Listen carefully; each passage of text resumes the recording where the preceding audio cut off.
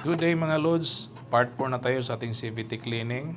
Ayan, gumagamit tayo ng gasolina para malinis yung torque drive assembly natin. Tapos dito tayo sa clutch shoe assembly, tanggalin natin at saka linisin. Gamit na naman tayo dyan ng gasolina, pinaglinisan natin kanina.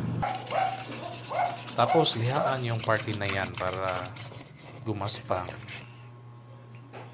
Then balik na natin yung torque drive assembly. Yung part na yan, lagyan konting grasa, tapos ibalik.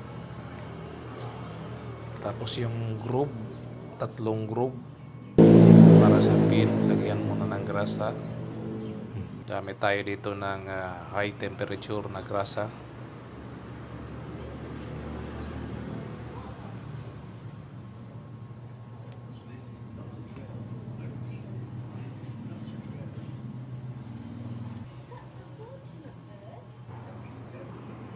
Ayan, nabalik na.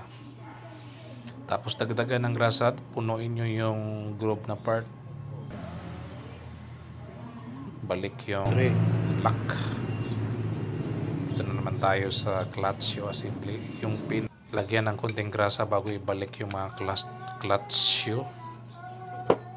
Ayan, para gumalaw yan, dapat